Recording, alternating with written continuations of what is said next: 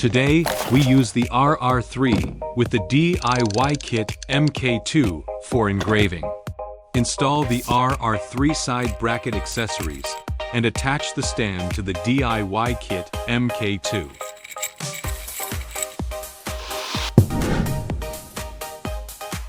Connect the RR3 to the Y-axis of the machine with a cable.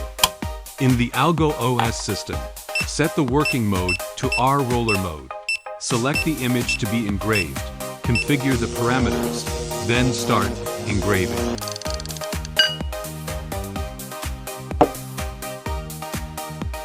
Open LightBurn, click Trace Image, and convert the image to a fill layer.